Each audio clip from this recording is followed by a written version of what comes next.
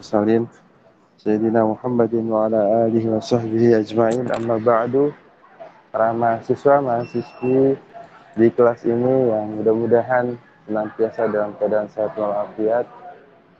Mari kita buka perkuliahan MTK Agama Islam pada pagi hari ini dengan membaca Ummul Quran suratul Fatihah. Ala hadini ya halikul niyatin sholihah. Al-Fatihah. A'udzubillahi minasyaitonir rajim. Alhamdulillahirabbil alamin. Iya, itu nama betul.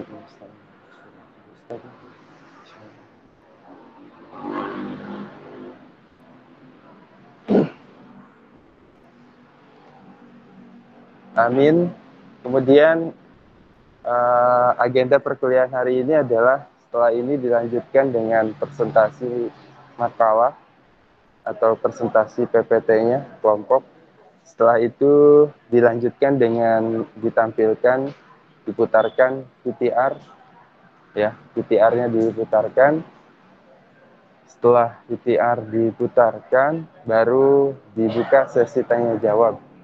Dan mudah-mudahan saya di akhir bisa memberikan arahan, masukan dari perkuliahannya. Demikian arahan dari saya. Silahkan ketua kelas nanti dipimpin.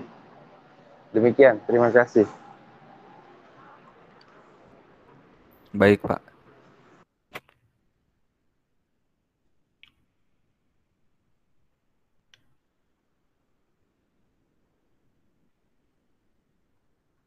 Oke, boleh dimulai aja presentasinya dari Nabil sama Ruzain.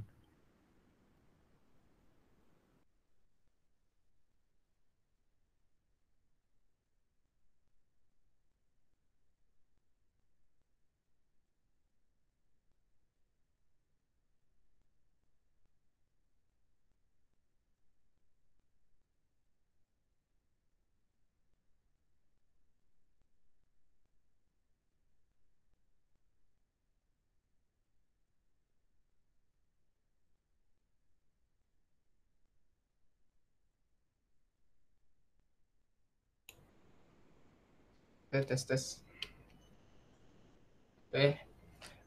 Bismillahirrahmanirrahim. Assalamualaikum warahmatullahi wabarakatuh. Perkenalkan, nama saya Muhammad Ruzain. Nama saya Muhammad Ruzain dan teman saya Muhammad Nabil. Kami dari kelompok 6. Pada kesempatan kali ini ingin mepresentasikan materi minggu ini yang berjudul Sejarah Pemikiran Islam. Okay, next.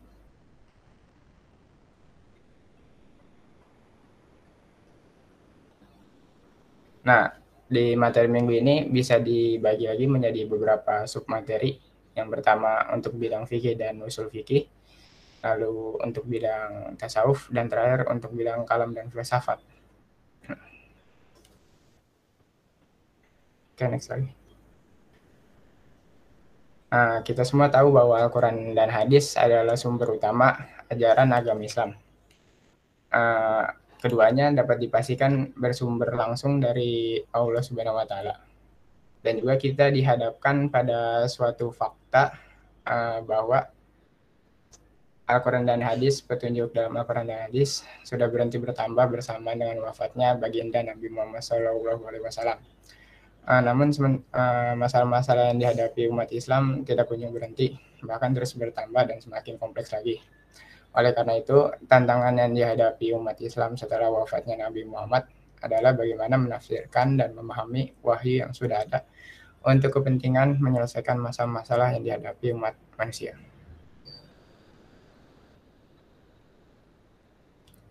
Nah, dalam menyelesaikan masalah-masalah tadi diperlukan adanya suatu pandangan yang disebut pemikiran Islam.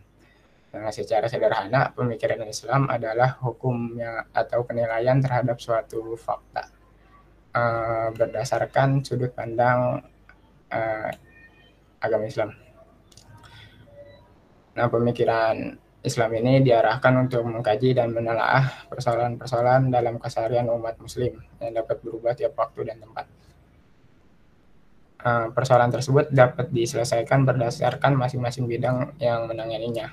Untuk bidang fikih dan usul fikih menangani permasalahan terkait hukum-hukum dan syariat Islam. Untuk bidang tasawuf menangani masalah terkait etika dan moral, dan terakhir untuk bidang kalam dan filsafat menangani terkait permasalahan keyakinan.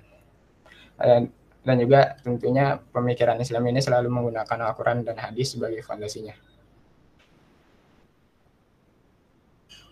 Oke, masuk ke bidang fikih dan usul fikih. Fikih secara etimologi berarti paham atau mengerti. Sedangkan secara terminologi biasanya dimaknai sebagai ilmu tentang hukum-hukum syara' yang bersifat amaliyah atau praktis yang diperoleh dari Al-Quran dan hadis hukum Nabi Shallallahu Alaihi Wasallam. Jadi secara sederhana bisa dikatakan fikih adalah ilmu tentang hukum-hukum syara' yang bersifat praktis, yang berarti bisa diamalkan, yang diperoleh melalui jalan ijtihad para ulama. Lalu selanjutnya ada usul fikih, terdiri dari dua kata, usul yang berarti dasar atau bisa juga asal usul, lalu fikih. Jadi usul fikih adalah suatu ilmu yang mempelajari metodologi untuk memahami ayat-ayat hukum di Al-Quran dan Sunnah. Produk dari usul fikih ini fikih tentunya. Lalu karena fikih merupakan produk ijtihad para ulama, maka kebenaran fikih itu bersifat zon atau masih berupa dugaan yang kuat. Namun dugaan yang kuat ini mempunyai tingkat kebenaran sebesar 75%, sehingga fikih tetap bisa diamalkan oleh umat Islam, terutama bagi orang awam yang tidak sanggup berijtihad. Oke, next.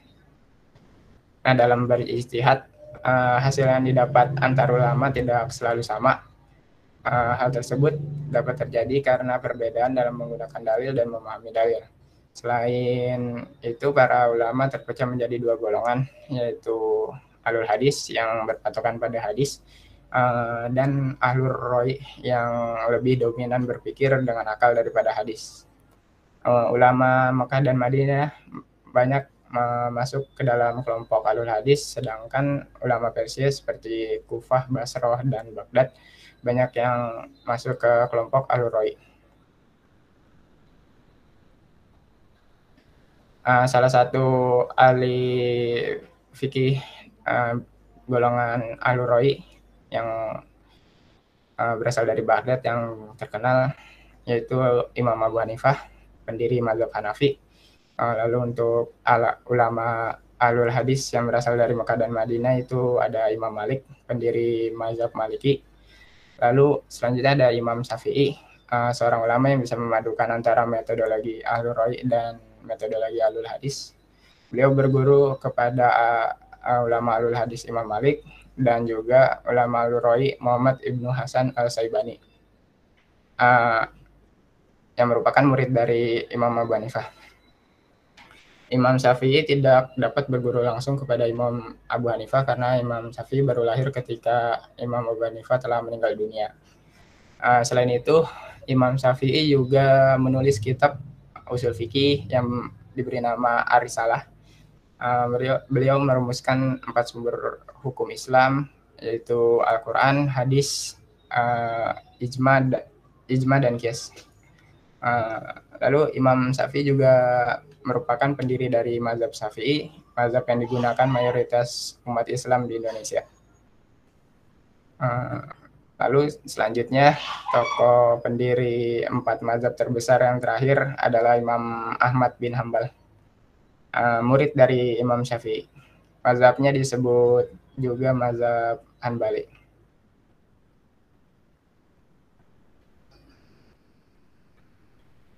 Oke, selanjutnya masuk ke bidang tasawuf.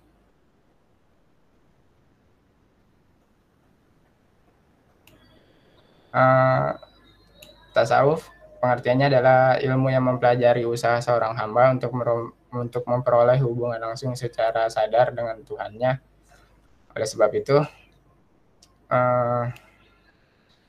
Tasawuf banyak mempelajari usaha untuk membersihkan diri dari dosa, berjuang memerangi hawa nafsu, dan saling mengingatkan antara manusia dan lain sebagainya. Pengetahuan tentang ilmu tasawuf itu tidak diperoleh melalui panca indera dan tidak juga menggunakan akal rasional. Pengetahuan tasawuf diperoleh melalui rasa atau perasaan. Banyak teori yang menyebutkan tentang asal-usul kemunculan aliran tasawuf dalam Islam. Ada yang mengatakan karena pengaruh Kristen, ada juga yang mengatakan karena pengaruh Hindu, ada juga yang mengatakan karena adanya paham Buddhisme, dan lain-lain. Tetapi bagaimanapun juga, dengan ada atau tidak adanya pengaruh dari luar, sufisme atau nama lain dari tasawuf bisa timbul dalam Islam. Karena Al-Quran sendiri sudah berbicara tentang pentingnya kesucian diri seseorang, kenikmatan dunia yang semu dibanding dengan kenikmatan akhirat yang abadi, dan juga kedekatan seorang hamba dengan Tuhannya. Lalu ada epistemologi tasawuf atau cara memperoleh pengetahuan tasawuf dapat dibagi menjadi 3 macam, yaitu tasawuf akhlaki, tasawuf amali, dan tasawuf falsafi.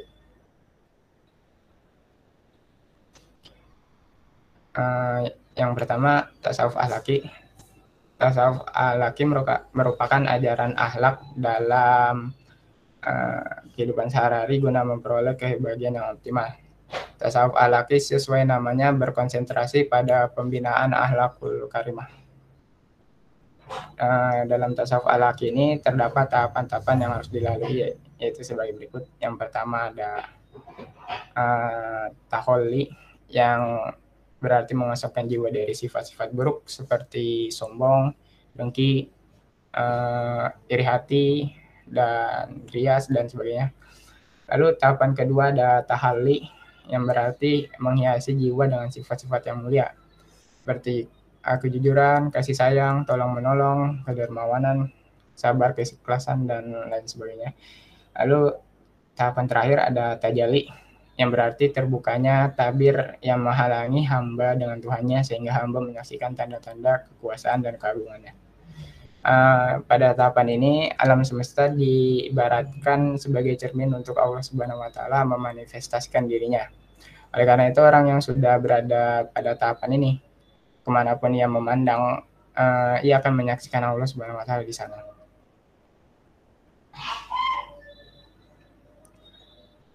Selanjutnya ada tasawuf amali, yang berarti tasawuf yang menitik beratkan pada amalan lahiriah yang didorong oleh kolbu atau hati.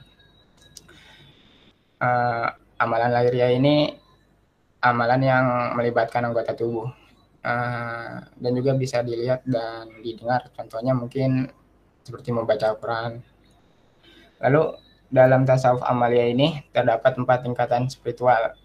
Yang pertama itu tingkatan syariat, diartikan sebagai amalan-amalan lahiriah yang difardukan dalam agama.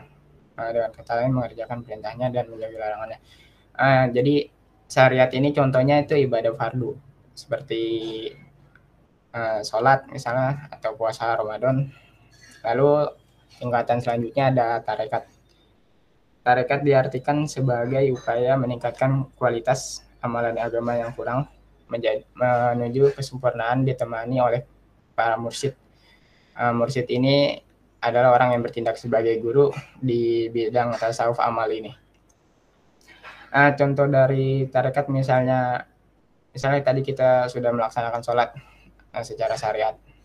Nah, berarti di tahap tarekat ini kita ingin meningkatkan kualitas sholat kita, misalnya menjadi lebih khusyuk lagi, seperti itu. Lalu tingkatan selanjutnya ada hakikat, diartikan sebagai pemaknaan dari praktik dan petunjuk yang ada pada syariat dan tarekat. Nah, kalau syariat itu berbasis fikih, kalau hakikat itu berbasisnya iman. Contohnya misalnya sholat lagi, misalnya kalau sholat dalam fikih bisa diartikan sebagai serangkaian gerakan yang dimulai dari takbir dan diakhiri oleh salam. Namun pada tingkatan tingkatan hakikat ini, salat juga bisa dimaknai sebagai cara kita beribadah dan berdoa kepada Allah dan sebagai sarana mendekatkan diri kepada Allah, serta salat juga dapat menjadi pencegah dari perbuatan keji dan mungkar. Lalu selanjutnya ada makrifat, diartikan sebagai anugerah Allah pada kalangan arif, orang-orang yang mencapai makrifat. Makrifat ini dapat dicapai dengan cara beribadah kepada Allah secara terus-menerus dan istiqomah. Keempat tingkatan ini harus dicapai secara berurutan, mulai dari syariat, tarekat, hakikat, lalu ma'rifat. Jadi nggak bisa kita mencapai tingkatan hakikat tanpa mencapai tingkatan tarekat terlebih dahulu, seperti itu.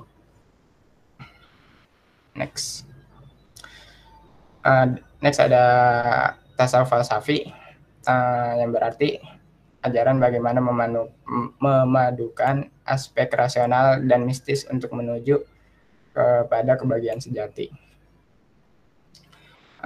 Tasawuf falsafi tidak bisa dipandang sebagai filsafat karena ajaran dan metodenya didasarkan pada rasa, sedangkan filsafat itu didasarkan pada akal dan rasionalitas. Tetapi tasawuf falsafi juga nggak bisa dikategorikan sebagai tasawuf dalam pengertian murni, karena ajarannya sering diungkapkan dalam bahasa filsafat dan lebih berorientasi pada panteisme.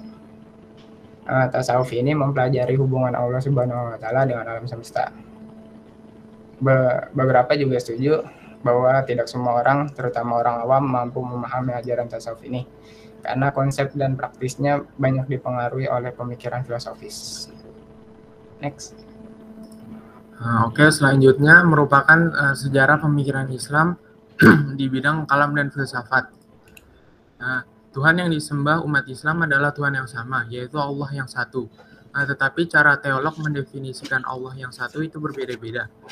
Dalam Al-Quran hanya dijelaskan saja sifatnya, seperti mendengar, melihat, berbicara. Dan Allah adalah zat yang tidak terbatas. Sebagai makhluk yang berpikir, manusia terus memikirkan tentang siapa dirinya yang berujung pada siapa yang menciptakannya. Oleh karena itu, para teolog mengombinasikan antara penjelasan wahyu dan akal. Berikut merupakan berbagai aliran teologi yang berkembang dari masa ke masa. Yang pertama adalah teologi Wasil. Aliran teologi ini pertama kali dikembangkan oleh Wasil bin Atta. Wasil bin Atta yang menyatakan bahwa sifat Tuhan merupakan esensi Tuhan. Karena yang disebut sebagai sifat Tuhan sesungguhnya bukan ini sesuatu yang mempunyai wujud tersendiri di luar zat Tuhan. Ini nanti menjadi doktrin resmi Mu'tazilah. Teologi Wasil ini kemudian dikembangkan oleh Abu Al-Huzail Al-Alaf yang menyatakan bahwa akal manusia masih cukup kuat untuk mengetahui adanya Tuhan dan mengetahui kewajiban berterima kasih kepada Tuhan. Ia membawa faham asalah wa aslah, yaitu Tuhan mewujudkan yang baik bahkan yang terbaik untuk kemaslahatan umat manusia. Teologi yang berkembang selanjutnya adalah teologi Mu'tazilah. Teologi ini mengedepankan kemampuan akal untuk memahami wahyu Tuhan.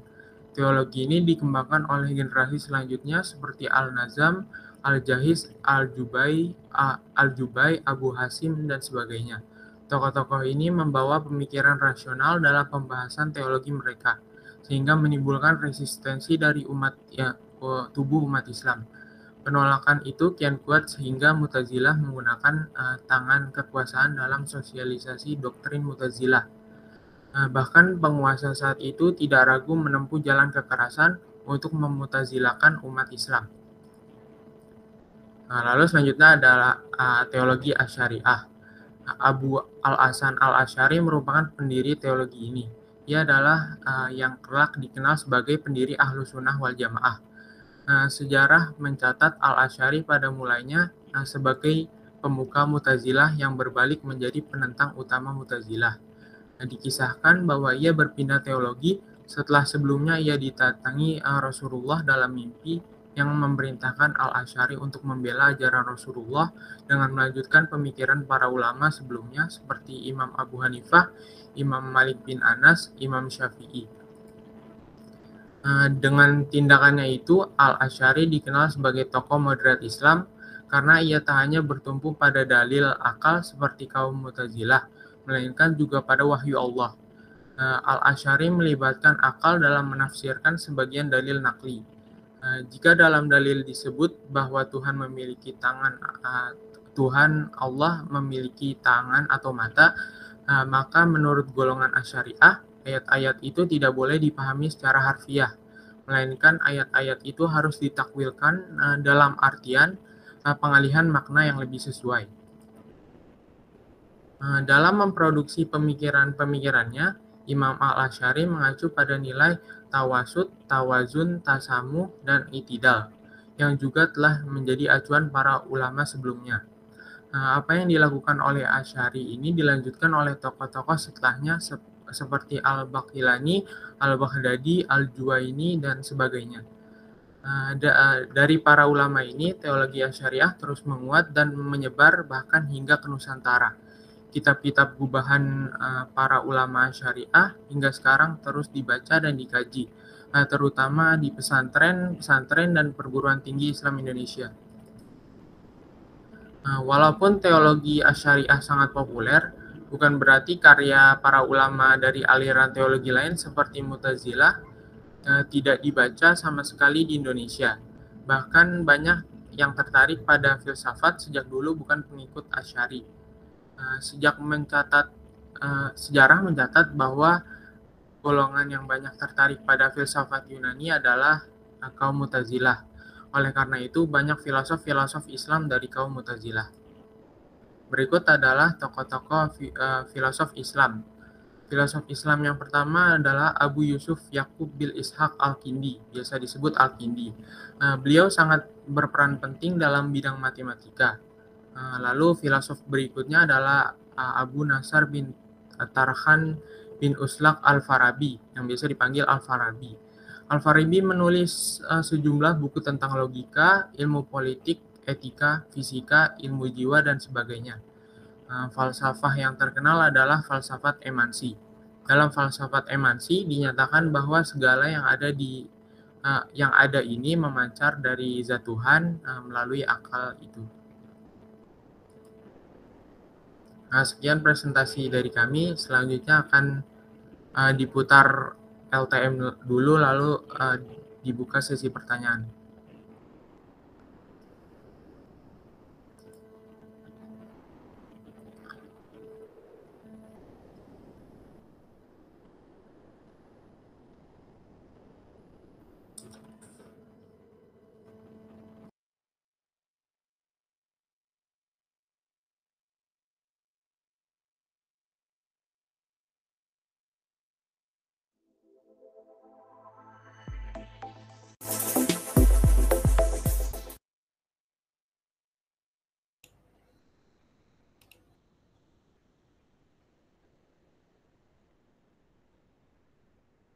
Assalamualaikum warahmatullahi wabarakatuh.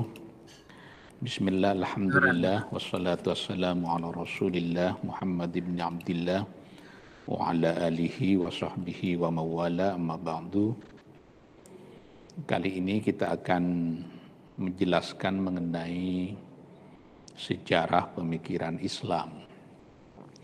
Kalau kita berbicara mengenai pemikiran di dalam Islam, saya kira seluruh pemikiran di dalam Islam itu fondasinya adalah Al-Quran dan hadis. Jadi seluruh jenis pemikiran itu tegak di atas fondasi yang disebut dengan Al-Quran dan hadis. Karena kita tahu Al-Quran dan hadis itu menjadi rujukan umat Islam. Nah, makanya tidak boleh ada pemikiran yang disebut sebagai pemikiran Islam yang tidak berbasis kepada Quran dan hadis. Itu sebabnya sejumlah tafsir terhadap Quran dan hadis terus diberikan. Pada zaman Rasulullah Sallallahu Alaihi Wasallam memang kita tahu bahwa Rasulullah itu disebut sebagai marji'ut tasyri' wahda, sebagai rujukan hukum satu-satunya. Artinya kalau ada persoalan menyangkut tafsir terhadap Quran, para sahabat tidak perlu bertanya kepada yang lain, cukup bertanya kepada Rasulullah, karena Rasulullah itu berfungsi sebagai mufassir terhadap Quran. Nabi yang diberi mandat oleh Allah untuk menjelaskan makna-makna Al-Quranul Karim. Kenapa Al-Quran perlu dijelaskan? Karena kita tahu tidak seluruh hal diatur secara rinci di dalam Quran. Misalnya, di dalam Quran kita diperintahkan untuk mendirikan salat. Allah berfirman di dalam Quran, aqimus salata wa atuz zakata wa atimul hajja wal umrata lillah. Dirikanlah salat, tunaikan zakat, sempurnakan haji dan umrah. Tapi bagaimana cara kita melaksanakan ibadah salat? Bagaimana cara kita melaksanakan haji? Apa saja yang wajib dikeluarkan zakatnya tidak dijelaskan secara rinci di dalam Quran. Maka hal-hal yang demikian itu dijelaskan di dalam hadis. Jadi hadis berfungsi sebagai tafsir terhadap Al-Quran, berfungsi sebagai mubayyin yang menjelaskan Al-Quran. Tapi sepeninggal Rasulullah Sallallahu Alaihi Wasallam, Al-Quran bergerak sendirian tanpa didampingi oleh Nabi sebagai mufassir resminya. Dan kita untuk menafsiri Al-Quran, kita tidak bisa lagi bertanya kepada Nabi. Itu sebabnya kemudian muncul yang disebut dengan tafsir sahabat. Nanti yang disebut dengan tafsir para tabi'in, kemudian tabi'in sampai sekarang. Nah, karena jarak kita makin jauh dengan Nabi, maka kita membutuhkan apa yang disebut sebagai metodologi untuk menafsirkan Al-Quran dan As-Sunnah. Karena Quran ini berbahasa Arab, maka kita untuk menafsirkan Quran pertama-tama harus tahu bahasa Arab. Kita tidak mungkin untuk menafsirkan Al-Quran kalau kita tidak tahu bahasa Arab. Tapi tahu bahasa Arab juga tidak cukup, kita harus tahu sebab turunnya ayat itu. Kalau menyangkut hadis Nabi, kita juga harus tahu sebab hadirnya, sebab diucapkannya hadis itu oleh baginda Nabi. Nah, secara umum umat Islam harus mengerti bahwa Quran itu kalau dipecah kurang lebih ada 4 kategori. Yang pertama, Quran mengandung apa yang disebut dengan tarikh, sejarah atau kisah. Kisah-kisah yang ada di dalam Quran bukan hanya menyangkut kisah umat-umat sebelum Rasulullah, tapi juga menyangkut kisah bagi kita yang ada sekarang, yang sedang live pada zaman Nabi. Makanya ada pujian terhadap orang-orang muhajirin, dan pujian terhadap orang-orang Ansar. Lil fuqara'il muhajirin alladzina ukhriju min diyarihim wa amwalihim. Itu pujian terhadap orang-orang yang hijrah dari Mekah ke Madinah. Jadi yang pertama adalah sejarah. Yang kedua, di dalam Quran juga mengandung akidah dan akhlak. Nah, menyangkut akidah dan akhlak inilah nanti kemudian para ulama mendiskusikan, menafsirkannya terkait dengan ayat-ayat itu. Makanya kemudian muncul yang disebut dengan beberapa jenis kelompok yang menafsirkan ayat-ayat akidah atau ayat-ayat kalam. Kalau kita baca sejarah, kita mengenal ada yang disebut dengan kelompok Ahlus Sunnah wal Jamaah, ada yang disebut dengan kelompok Mu'tazilah, ada yang disebut dengan kelompok Khawarij, Murji'ah, dan lain-lain. Kelompok-kelompok ini mencoba untuk menafsirkan ayat-ayat akidah di dalam Quran, sehingga terjadilah perselisihan menyangkut bagaimana cara kita untuk memahami Allah, cara kita menafsirkan sifat-sifat Allah. Itu yang dimaksud dengan tafsir terhadap ayat-ayat akidah atau ayat-ayat akhlak. Nah, yang berikutnya di dalam Quran ada juga yang disebut dengan ayat-ayat hukum. Ayat-ayat hukum ini dari segi jumlah sebenarnya sedikit. Ada yang menyebutnya 500 ayat, yang lain menyebutnya hanya 200 ayat saja. Nanti para ulama juga menafsirkan ayat-ayat hukum di dalam Quran ini, maka lahirlah yang disebut sebagai fikih. Tapi cara untuk menafsirkan ayat-ayat hukum di dalam Quran ada bangunan metodologinya yang disebut dengan usul fikih. Jadi fikih itu adalah produknya, usul fikih itu adalah metodologi untuk memahami ayat-ayat hukum di dalam Al-Quran dan As-Sunnah. Nanti dari tafsir para ulama terhadap ayat-ayat hukum di dalam Quran ini melahirkan yang disebut sebagai madhab-madhab.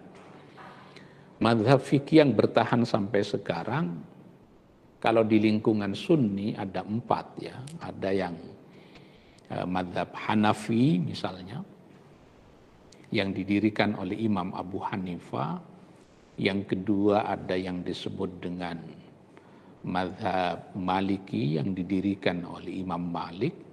Yang ketiga adalah madhab Syafi'i yang didirikan oleh Imam Syafi'i. Dan yang keempat adalah madhab yang didirikan oleh Imam Ahmad bin Hambal yang disebut dengan madhab Hambali. Di Indonesia yang paling banyak diikuti menyangkut madhab fikih ini adalah madhab Syafi'i. Bahkan negara-negara lain seperti Malaysia, Brunei, Darussalam itu juga banyak mengikuti madhab Syafi'i. Tapi negara-negara seperti Afghanistan dan Pakistan itu banyak mengikuti madhab Hanafi. Sementara negara-negara di Afrika Utara seperti Tunis, Aljazair, dan Maroko itu bermadhab Maliki. Dan kita tahu madhab Hanbali banyak diterapkan di Arab Saudi. Nah, para mahasiswa harus mengerti bahwa Quran yang kita miliki ini satu, hadis yang kita miliki ini maksimal tersebar di dalam 6 kitab hadis, tapi tafsir para ulama terhadap Quran yang satu, terhadap hadis yang ada di dalam kitab-kitab hadis itu ternyata tidak tunggal. Perbedaan pandangan, perbedaan tafsir itu sebuah keniscayaan. Apa yang menyebabkan terjadinya perbedaan pendapat? Yang pertama adalah perbedaan di dalam menggunakan dalil. Satu dalil yang sama ketika difahami dengan dalil yang berbeda, ayat yang sama difahami dengan menggunakan dalil yang berbeda, maka akan melahirkan produk hukum yang berbeda. Misalnya yang satu menggunakan dalil maslahat, yang satu menggunakan dalil qiyas, maka pasti kemudian produk hukumnya bisa berbeda. Jadi perbedaan pendapat di kalangan para ulama itu adalah niscaya karena perbedaan di dalam menggunakan dalil.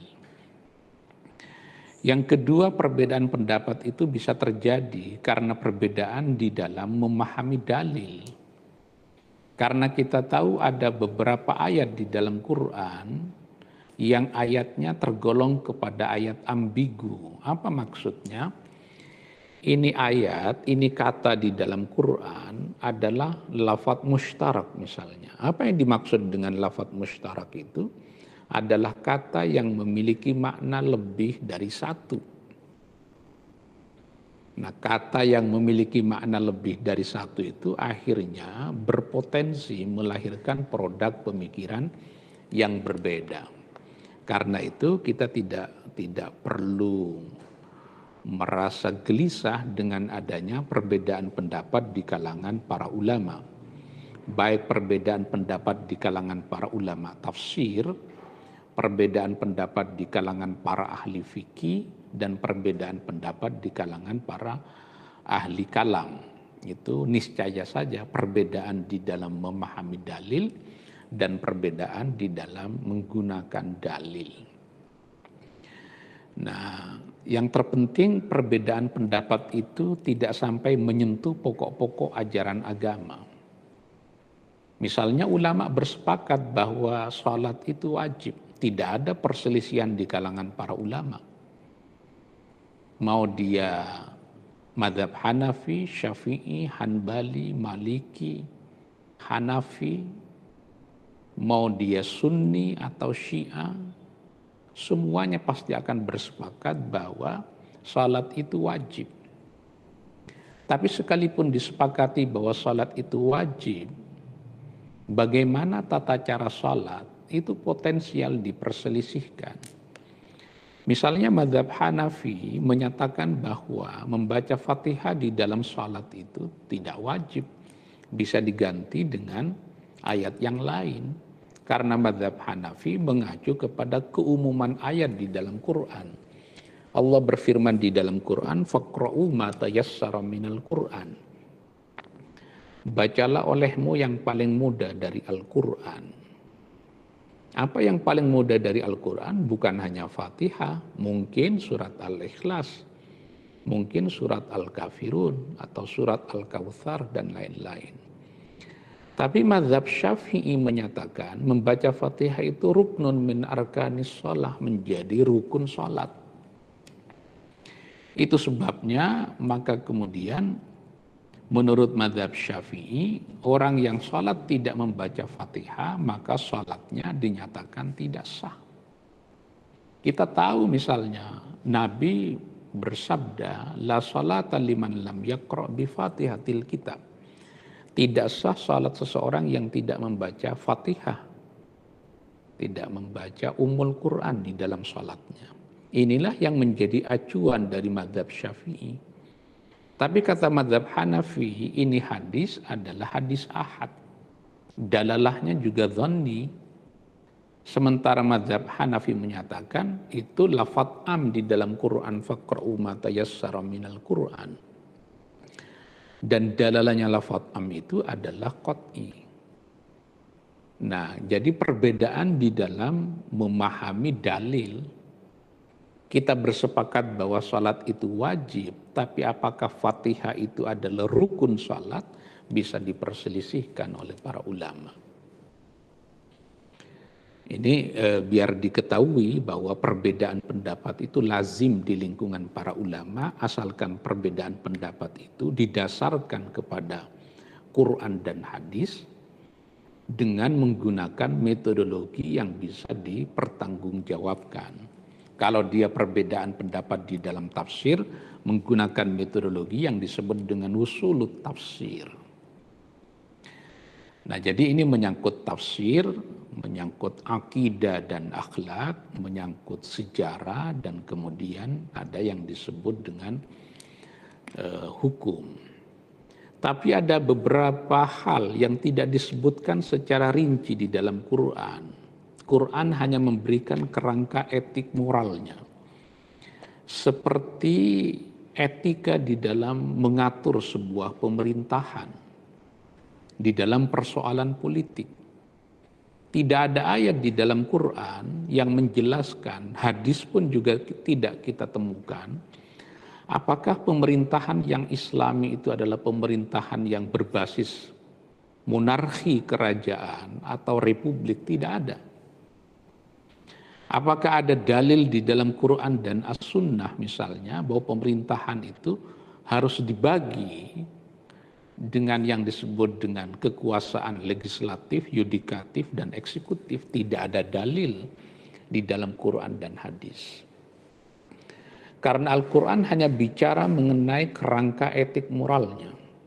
Yang ingin ditegaskan oleh Al-Quran, apapun jabatan kalian, mau kalian berada di wilayah kekuasaan legislatif, eksekutif, dan yudikatif, Fa idza hakamtum bainan nas an tahkumu bil adl. Kamu harus mengambil sebuah kebijakan yang didasarkan kepada keadilan. Mau dosen, mau rektor, dekan, apapun harus dasarnya adalah keadilan. Kata para khatib yang sering ayat yang sering dibacakan oleh para khatib di akhir khutbahnya itu, innallaha ya'murukum an tu'addul amanati ila ahliha. Jadi perintah untuk menegakkan amanat. Kalau dia presiden, ketua DPR, ketua Mahkamah Agung, ketua Mahkamah Konstitusi, itu terikat dengan kerangka etik moral itu. Tapi bagaimana dengan sistem pemerintahan pada zaman Nabi? Ada pertanyaan yang cukup menarik. Hal kana ta'sisun nabi li daulatin siyasiyah juz'an min risalatihi amla? Apakah tindakan dan perilaku politik Nabi di Madinah menjadi bagian dari risalah kenabian atau tidak? Kalau dia menjadi risalah kenabian, maka mengikat kepada umat Islam. Tapi apa yang terjadi sekarang, seluruh jenis pemerintahan di dunia Islam akhirnya berbeda-beda karena mayoritas umat Islam tidak memandang sistem pemerintahan itu menjadi bagian dari risalah kenabian. Pernah ada masa di mana umat Islam menggunakan sistem khilafah misalnya. Tapi kita di Indonesia menggunakan apa yang disebut dengan negara bangsa. Jadi Quran hanya menjelaskan kerangka etik moralnya. Nabi menyontohkannya. Dan kemudian bentuk pemerintahannya bisa berbeda-beda satu dengan yang lain. Jadi tafsir, kemudian ada akidah dan akhlak yang melahirkan ilmu kalam. Kemudian ada hukum yang melahirkan beragam pandangan fikih. Kemudian ada etika di dalam berpolitik. Nah, ada juga yang disebut dengan tasawuf. Tasawuf itu sebenarnya kata tasawuf kalau kita cari di dalam Quran dan hadis tidak kita ketemukan. Yang ada di dalam Quran itu adalah tazkiyatun nafs, menyucikan jiwa. Jadi tasawuf itu basisnya juga adalah Quran untuk kepentingan menyucikan jiwa. Dari mana sebenarnya tasawuf ini jejak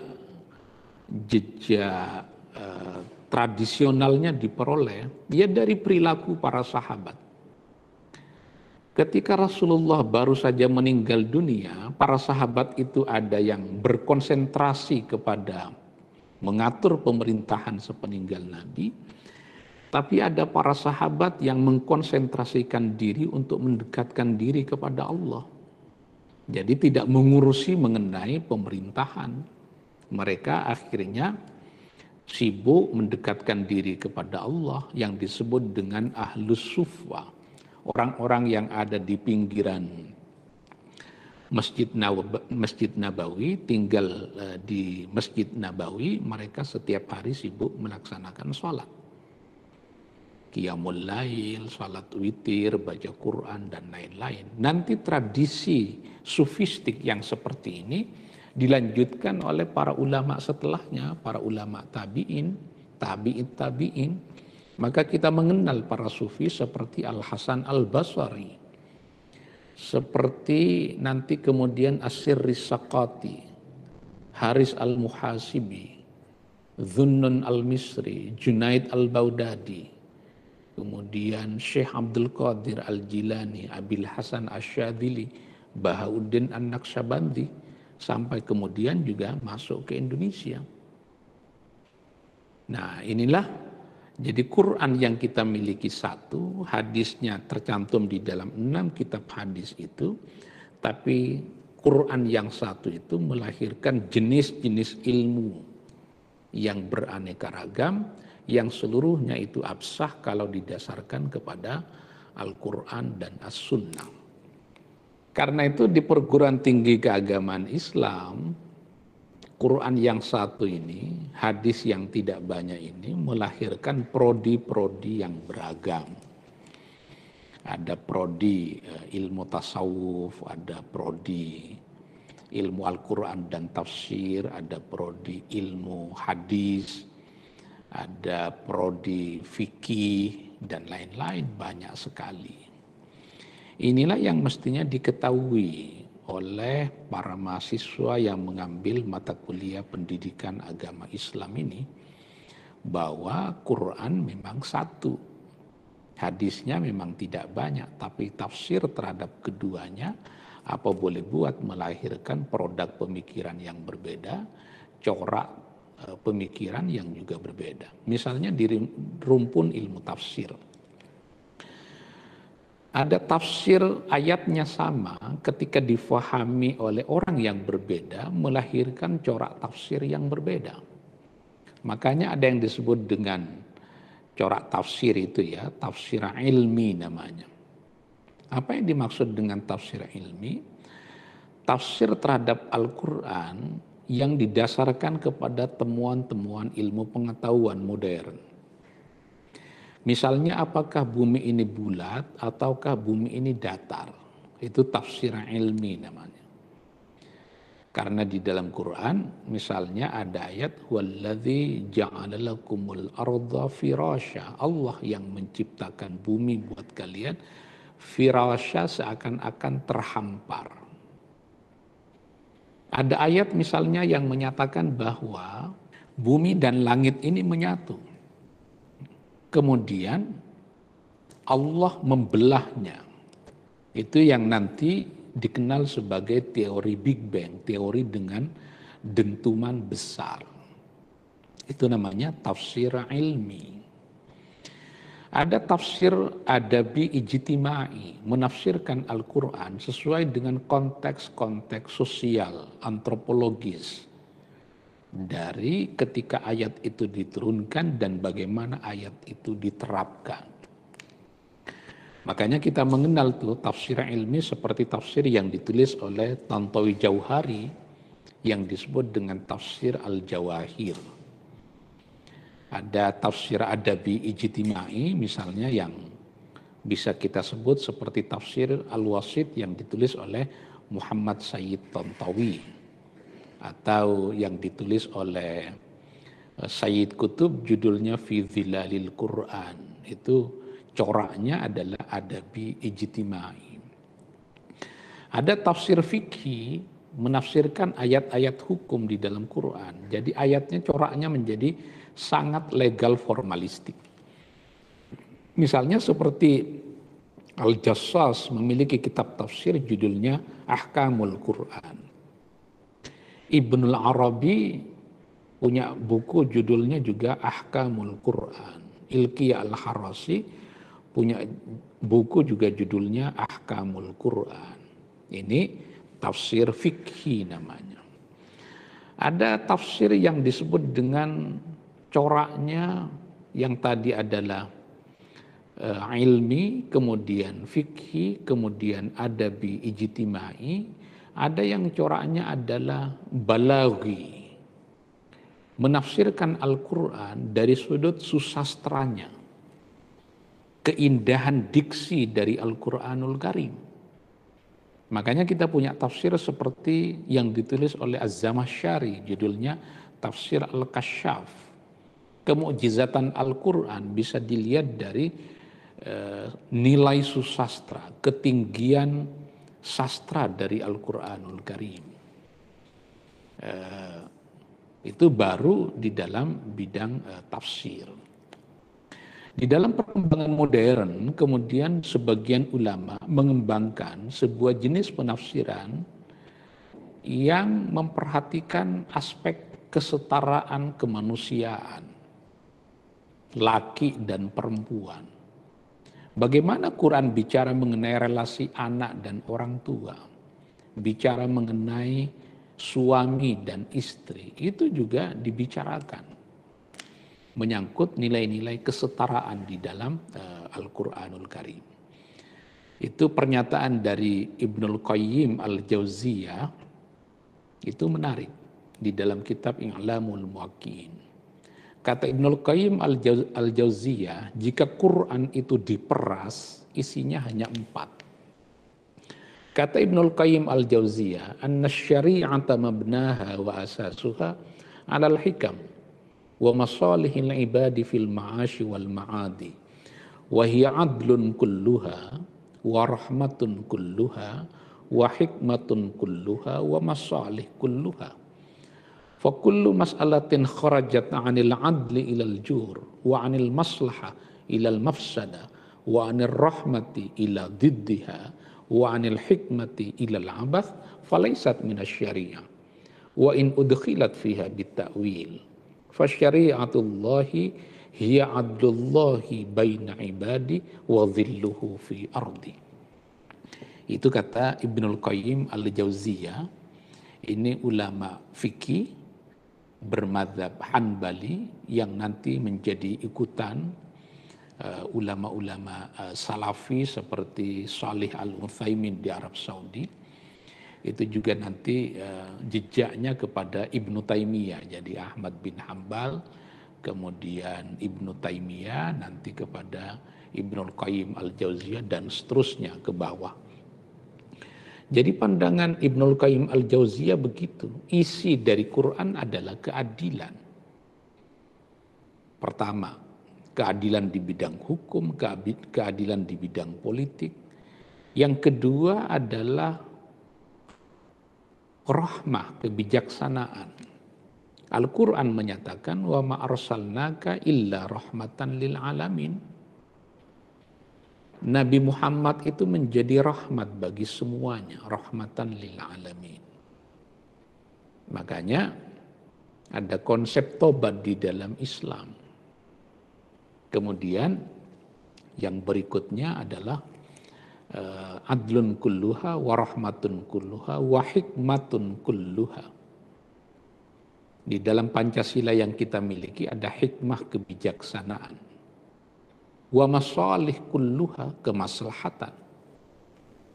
Kata Izzuddin Ibnu Abdissalam, ini ulama fikih dari mazhab Syafi'i, kata beliau, innamat takalif kulluha raji'atun ila masalihil ibad fi dunyahum wa ukhrahum. Seluruh isi kandungan Quran itu adalah isinya kemaslahatan. Kalau bukan kemaslahatan di dunia, maka akan mendapatkan kemaslahatan di akhirat. Salat itu kita tahu, salat itu ya mengandung masyaqqat, berat untuk mengerjakan. Jadi kalau dicari kemaslahatannya di dunia, mungkin tidak semua orang akan mendapatkan kemaslahatan dari ibadah salat. Tapi nanti di akhirat, ibadah salat itu mengandung kemaslahatan. Namanya kemaslahatan yang bersifat ukhrawi. Kemaslahatan duniawi tentu banyak. Zakat misalnya yang disyariatkan oleh Islam mengandung kemaslahatan duniawi. Kaila yakuna dulatan bainal aghniyai minkum. Bisa kita bayangkan kalau tidak ada perintah untuk mengeluarkan zakat, maka harta ini hanya melingkar-lingkar di kalangan orang-orang kaya saja. Akhirnya kekayaan itu tidak boleh menumpuk di kalangan para konglomerat saja, harus dicairkan sampai ke level bawah. Maka kemudian ada yang disebut dengan perintah untuk mengeluarkan zakat. Tapi zakat itu tentu berbeda dengan pajak, karena objek antara zakat dengan pajak itu berbeda. Kalau saya punya rumah yang saya tempati, saya tinggali, itu tidak menjadi objek zakat, tapi menjadi objek pajak. Kendaraan yang saya miliki, hanya saya pakai saja ke kantor bekerja, itu menjadi objek pajak, tapi tidak menjadi objek zakat. Ada ide-ide yang muncul belakangan, bagaimana kalau pajak itu kita niati sebagai zakat. Akhirnya pikiran-pikiran para ulama terdahulu yang hidup di dalam kurun waktu dan konteks tertentu, belakangan coba dikontekstualisasi. Karena ketika Imam Syafi'i merumuskan sebuah fikih, Imam Abu Ja'far At-Tabari merumuskan tafsirnya, itu konteks zamannya berbeda.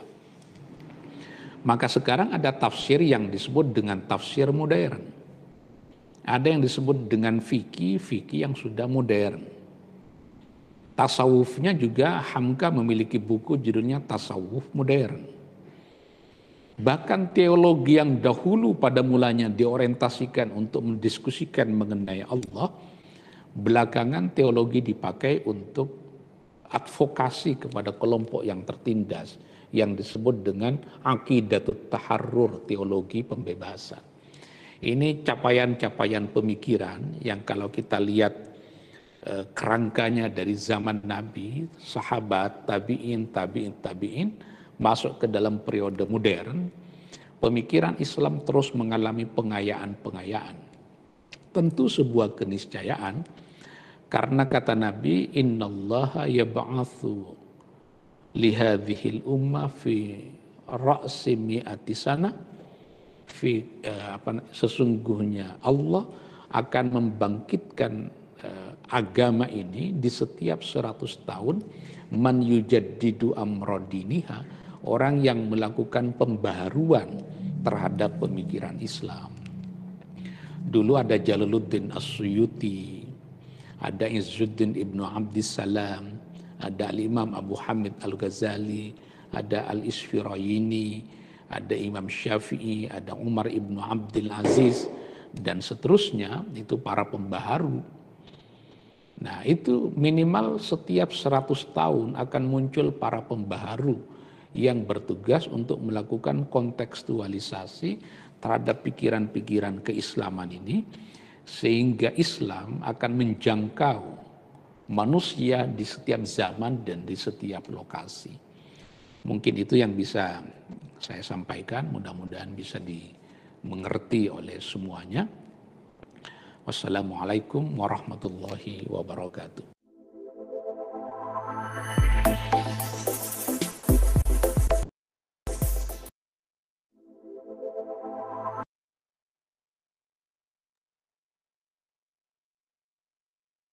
Oke, bisa dilanjut aja ke sesi tanya jawab.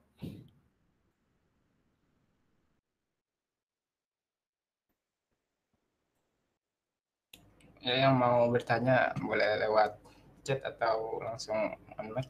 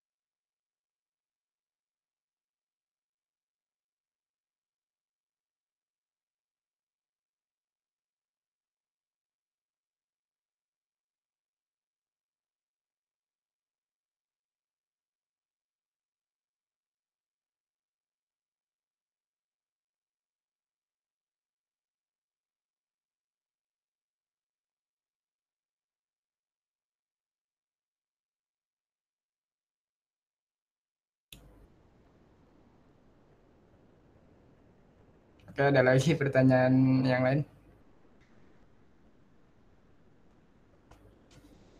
Saya mau jawab pertanyaan dari Muhammad Akmal Hakim terlebih dahulu. Pertanyaan berbunyi seperti ini.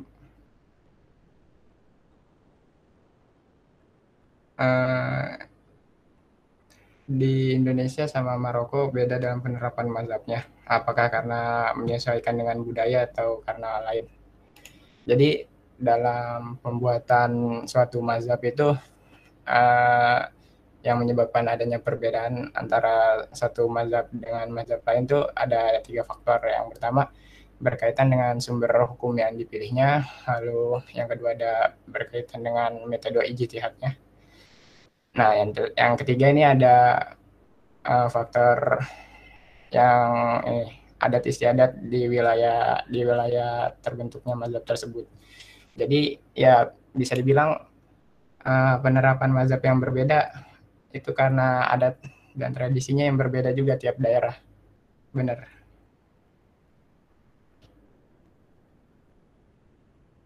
Apakah sudah menjawab?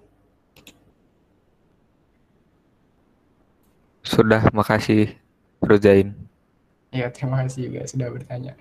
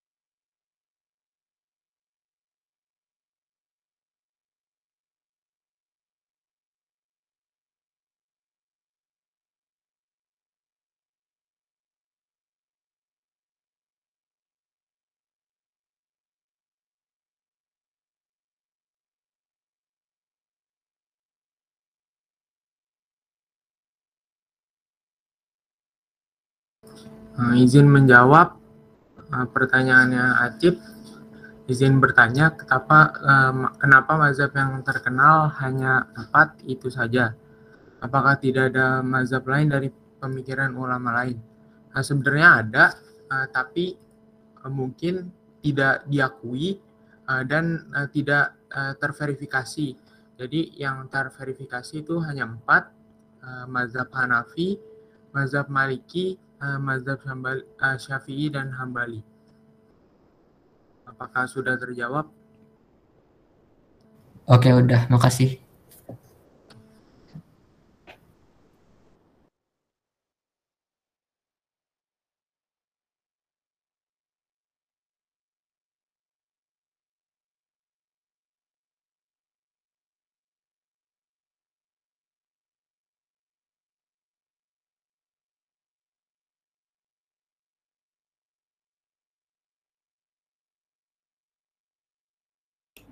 Oke, saya ingin menjawab pertanyaan dari Teguh Gavin Tovan.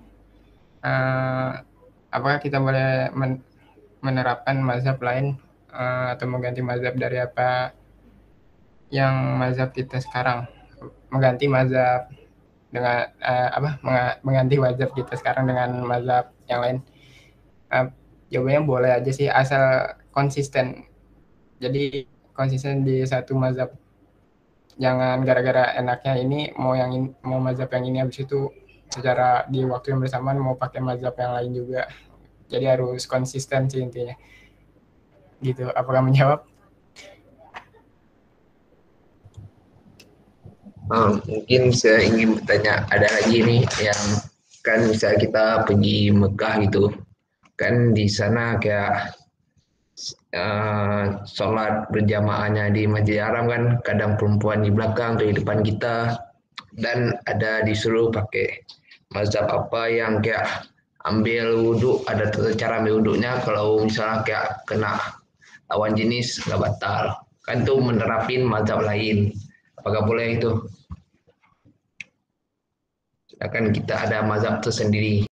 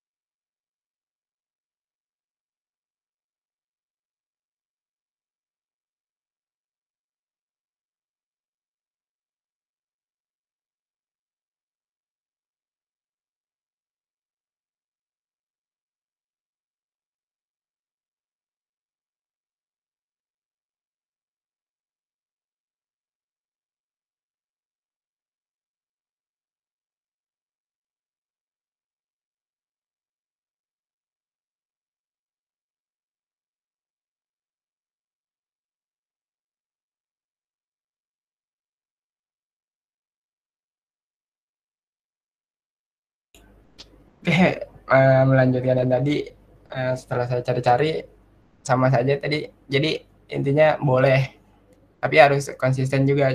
Jadi menerapkan satu mazhab aja. Jadi kayak misalnya tadi kata kalau misalnya nyentuh lawan jenis ada yang batal, ada yang nggak batal. Jadi kita konsisten aja milih satunya gitu, supaya nggak berlawanan hukumnya. Jadi boleh-boleh aja. Oke lah, sudah terjawab. Makasih Zain. Sama-sama Kevin.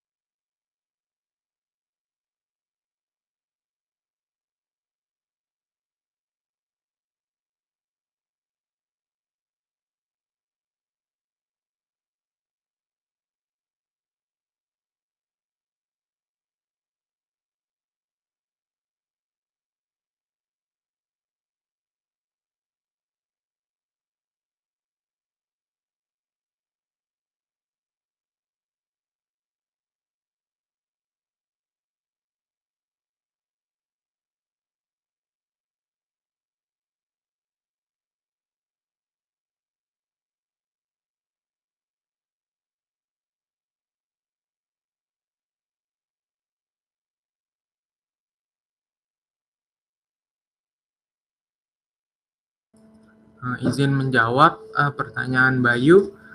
Mau bertanya, karena tasawuf falsafi dipengaruhi juga oleh filsuf-filsuf non-muslim seperti dari Yunani dan lain-lain, apakah ada kemungkinan ajarannya sedikit menyimpang dari Al-Quran dan hadis?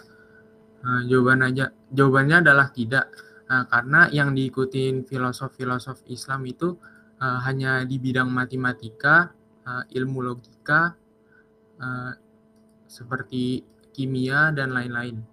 Kalau untuk keagamaannya, filosof-filosof itu seperti Al-Farabi dan lain-lain, ia masih mengikuti Al-Quran dan hadis. Apakah terjawab? Iya, udah terjawab. Terima kasih.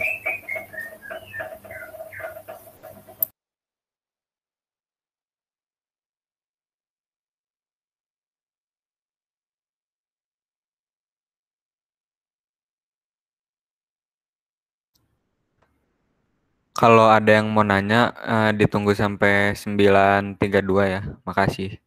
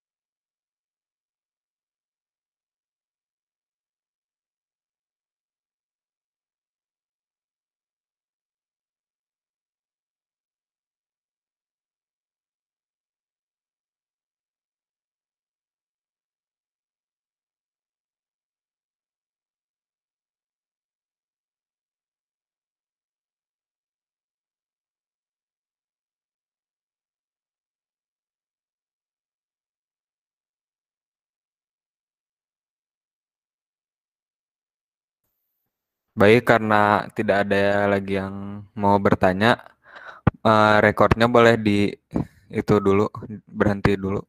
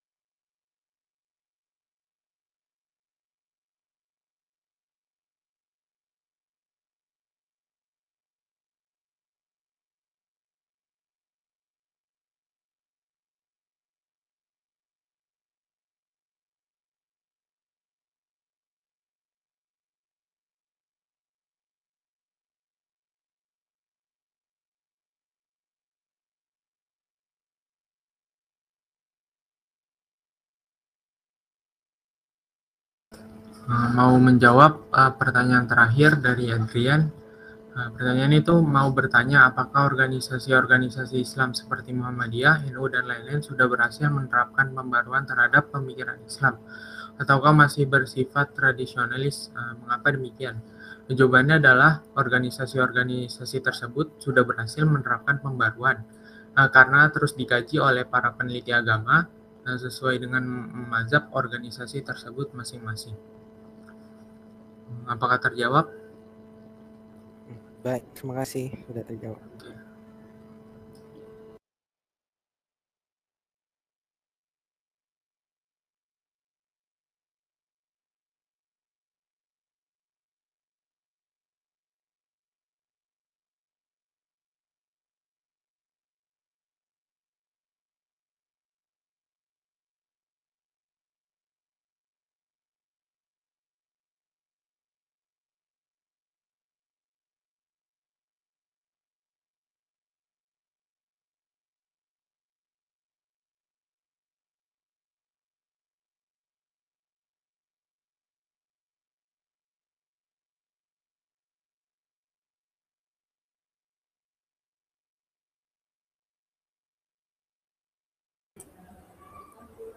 Tes, ini udah selesai ya?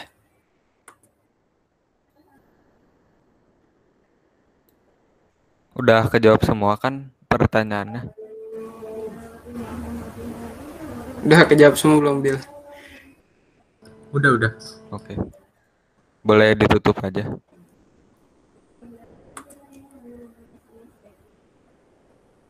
Ya, sekian dari kelompok kami. Kurang lebihnya mohon maaf juga tadi saya ada gangguan internet. Wassalamualaikum warahmatullahi wabarakatuh. Waalaikumsalam warahmatullahi wabarakatuh. Waalaikumsalam. Rekornya boleh di itu dulu, Ruzain. Siap. Di save. Oke.